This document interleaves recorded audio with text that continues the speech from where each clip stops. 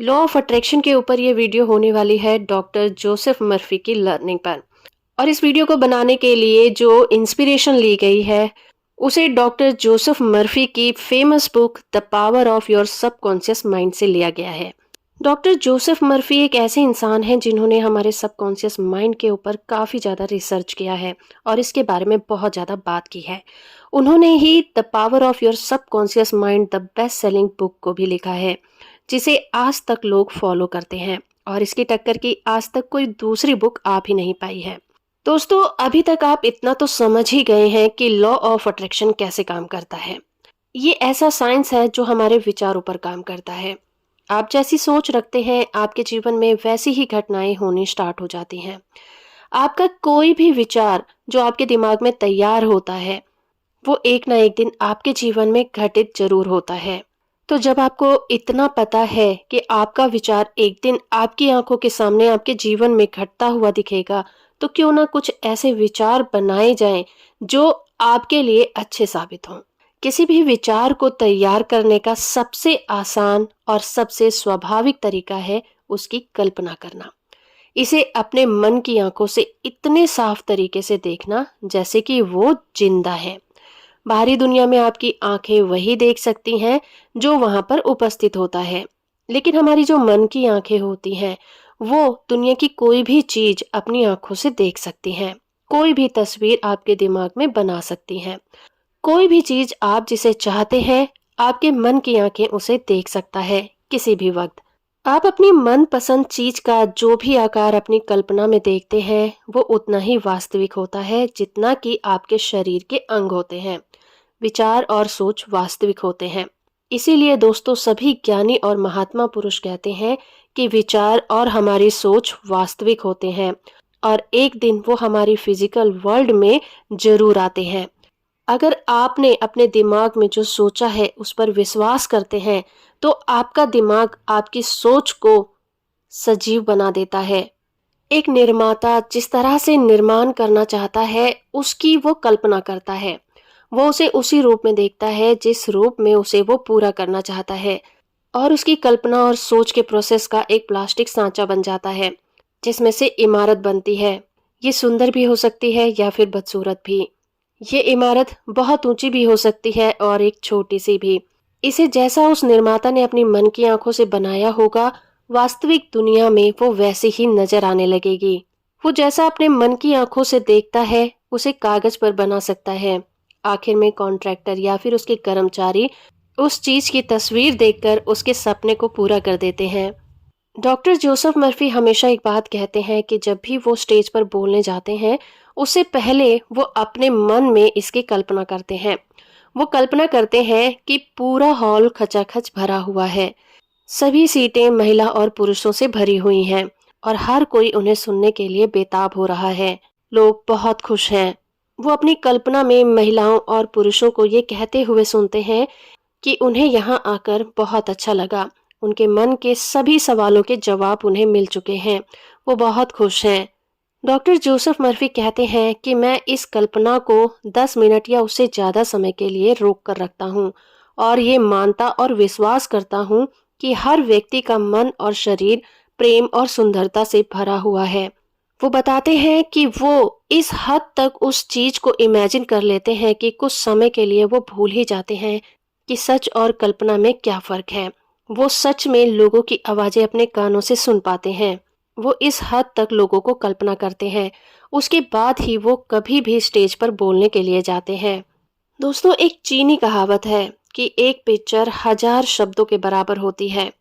अमेरिकी मनोविज्ञान के जनक इस बात पर जोर देते हैं कि हमारा सबकॉन्शियस माइंड किसी भी पिक्चर को जो हमारे दिमाग में बनी है और जिस पर हम विश्वास करते हैं उसे इजाजत देता है, उसे स्वीकार करता है।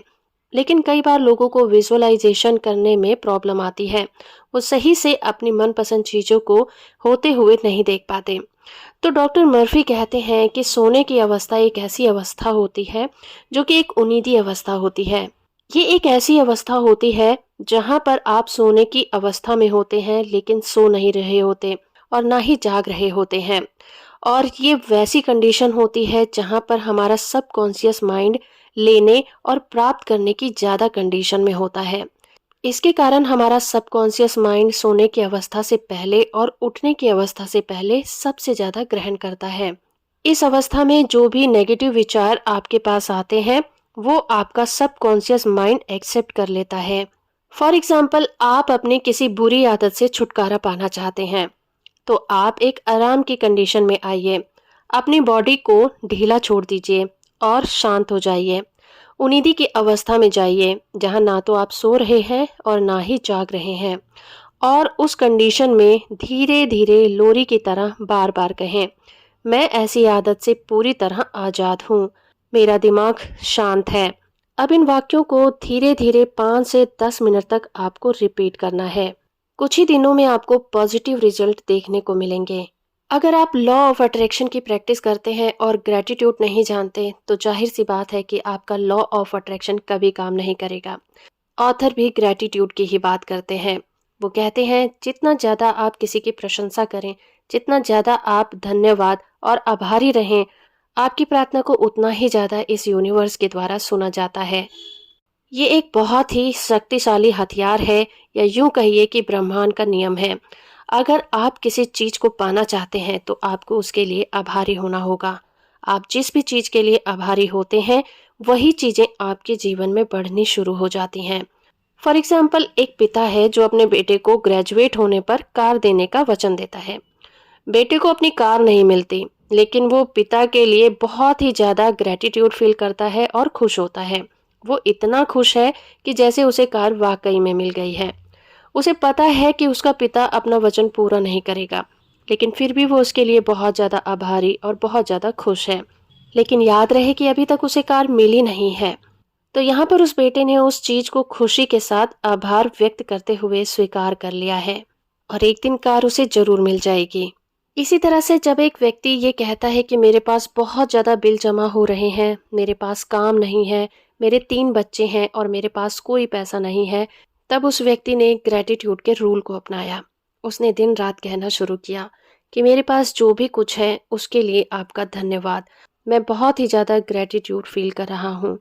और इन वाक्यों को उसने तब तक दोहराया जब तक कि वो ग्रेटिट्यूड से पूरी तरह भर नहीं गया और उसे उस पर बिलीव नहीं आ गया। और जिस दिन उसे ग्रेटिट्यूड की फीलिंग पर बिलीव आ गया, उसी दिन से उसकी लाइफ में चेंजेस होने भी स्टार्ट हो गए। दोस्तों, जब भी कभी आपको डर लगे, गरीबी महसूस हो, आप हताश महसूस करें, तो अपने परमपिता परमेश्वर को धन्यवाद करें। जितनी बार हो सकता है आप इन वाक्यों को दोहराते रहें। याद रखिए कि आप जितना ज़्यादा ग्रेटिट्यूड फील करेंगे, अपने जीवन में उतनी ही ज़्यादा अबंडेंस को आप इनवाइट करेंगे।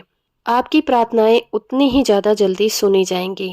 ऑथर यहाँ पर अपने जीवन की एक सच्ची घटना का जिक्र करते हुए कहते हैं कि उन्होंने पॉजिटिविटी के रूल को अपनी बहन पर अप्लाई किया था, जो कि एक यूनिवर्सल ट्रूथ भी है।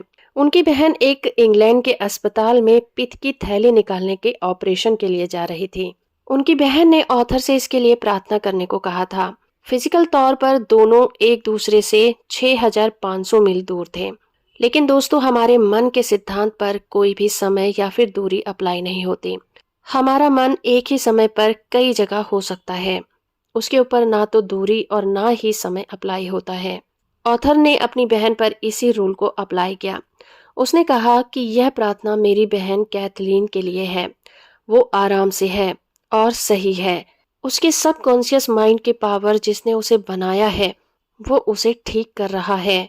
उसका सबकॉन्शियस माइंड उसकी सभी बीमारियों को ठीक कर रहा है। ऑथर ने इन वाक्यों को दिन में कई बार विश्वास के साथ दोहराया। 2 हफ्ते के बाद उसकी बहन का फिर से एग्जामिनेशन किया गया, जिसके बाद ऑथर की बहन की बॉडी में कई तरह के चेंजेस देखे गए जो कि पॉजिटिव थे।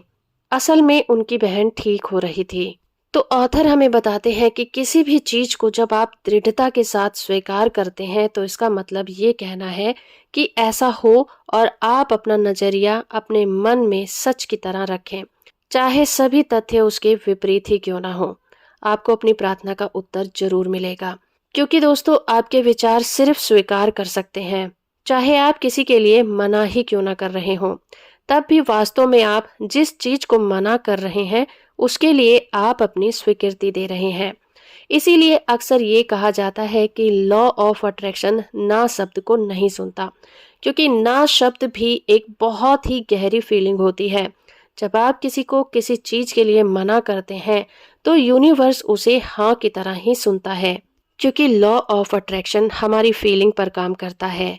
आप जो पाना चाहते हैं बस उसी के बारे में विजुअलाइज कीजिए, और ये तब तक करिए जब तक आपका सबकॉन्शियस माइंड एक्सेप्ट ना कर दे। तो दोस्तों, आपको ये वीडियो कैसी लगी हमें कमेंट करके ज़रूर बताइए। वीडियो को लाइक और शेयर करना भी मत भूलिएगा। इसी तरह की वीडियो के साथ मैं फिर हाजिर होंगी, तब तक के लिए धन्यवाद।